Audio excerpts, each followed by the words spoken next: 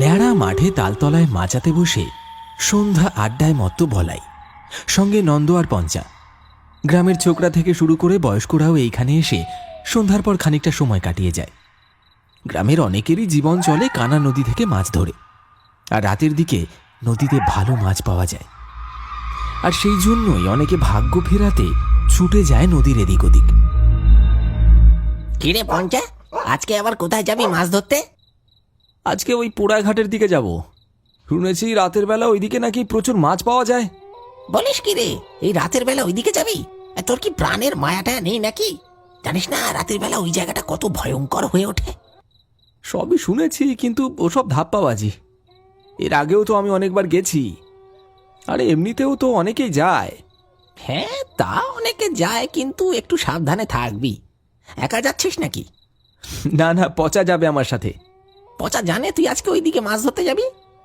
ও যা ভীতু ছেলে, ওকে বললে ও আর যাবে না, তাই না বলেই নিয়ে যাব। পঞ্চার চোখে এক রোখা জেদ, আর বলাইয়ের চোখে দুশ্চিন্তা। তারা জানে না এই রাতে তাদের জন্য কি অপেক্ষা করে আছে। পোড়াঘাটের রহস্যময় আহ্বান পঞ্চাকে টেনে নিয়ে চলেছে এক অজানা পরিণতির দিকে।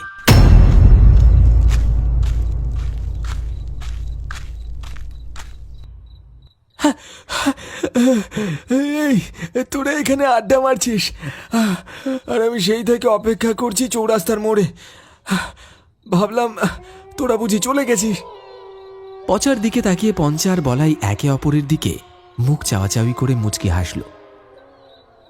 আরে বাবা, একটু গল্প করছিলাম, তুই এসে গেছিস, চল এবার। কিরে পচা, এই রাতের বেলা কানা নদীর দিকে যাচ্ছিস যে? তোর তো ভূতের ভয় লাগে।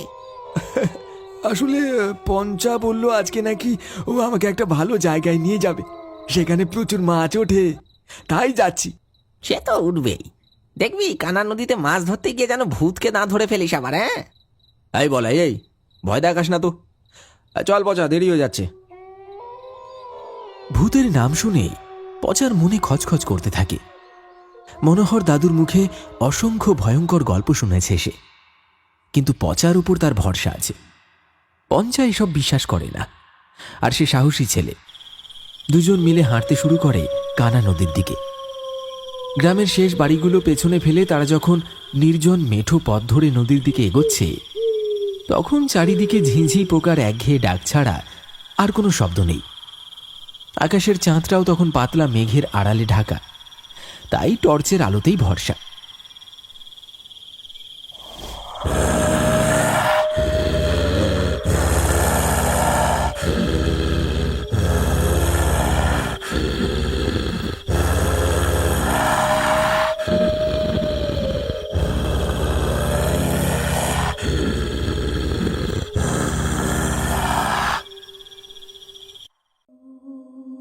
পঞ্চা পচার কথা না শুনে আরো কয়েক পা এগিয়ে যায়।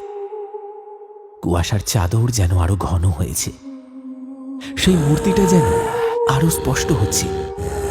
মনে হচ্ছে একটা কালো কম্বলে জড়ানো কেউ বসে আছে। পচা কিছুটা সাহস নিয়ে প্রশ্ন করে, কেমন একটা পোড়া পোড়া গন্ধ আসছে রে, কেমন যেন চামড়া পচে যাওয়ার মতো। আরে চুপ কর তো, একটু কাছে গিয়ে দেখি, আলোতেই সব পরিষ্কার হবে। কে গো, শুনতে পাচ্ছ? মাছ ধরতে এসেছো নাকি?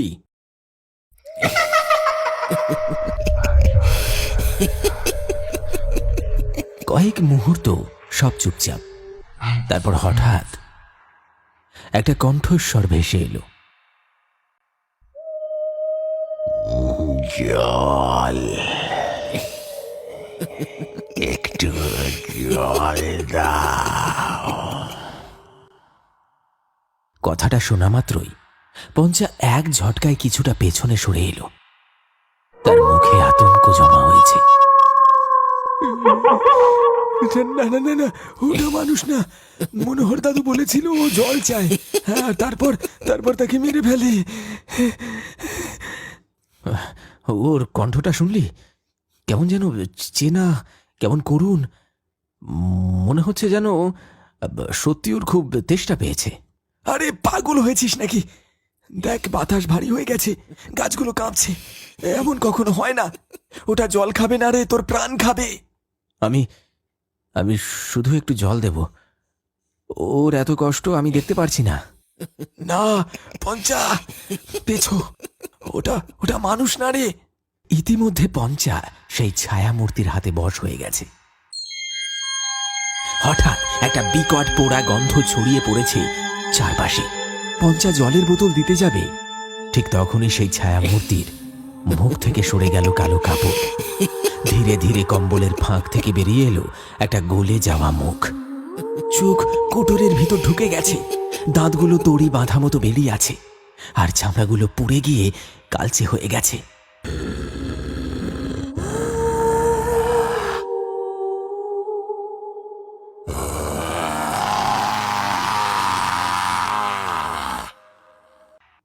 ও মাগো, এই যে সেই ভূত! পঞ্চা, পঞ্চা পালা এখান থেকে। জল দিয়ে আমার তেষ্টা মিটবে না, তেষ্টা মিটবে তোদের কাঁচা রক্তে।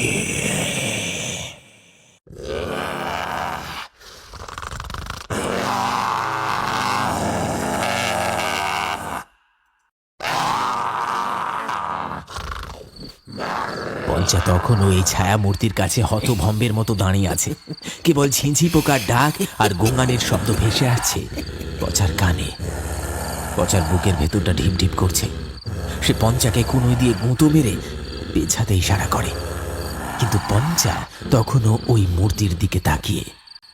হঠাৎ মূর্তিটা খুব ক্ষীণ স্বরে বলে ওঠে,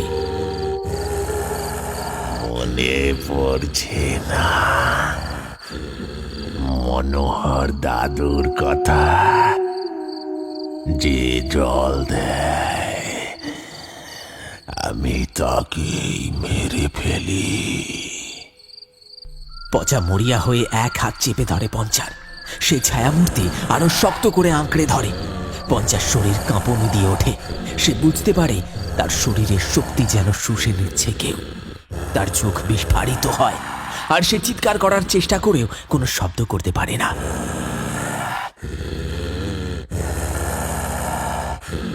তার নিঃশ্বাস বন্ধ হয়ে আসে। পঞ্চা নিথর হয়ে মাটিতে পড়ে যায়। পঞ্চা তখনও অচেতন, মুখ সাদা, ঠোঁট ফ্যাকাশে, কিন্তু দেহে প্রাণ আছে। তার চোখ পড়ে পঞ্চার জামার পকেটে থাকা একটা দেশলাই বাক্স মাটিতে পড়ে আছে। পচা হাত বাড়িয়ে তুলে নেয় দেশলাইটা। এক মুহূর্তে যেন মনে পড়ে যায়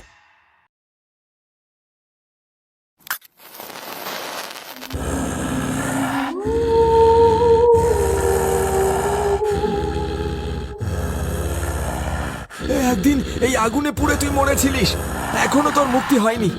আজ তোকে আবার পুড়িয়ে মারবো।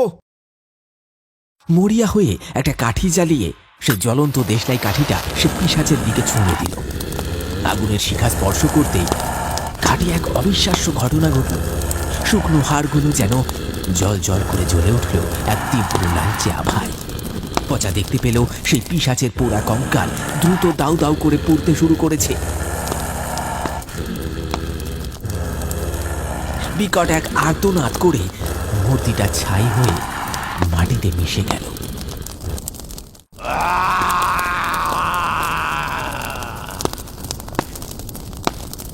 এক ঝলক পোড়া গন্ধ আর ধোঁয়া ছাড়া আর কিছুই অবশিষ্ট রইল না।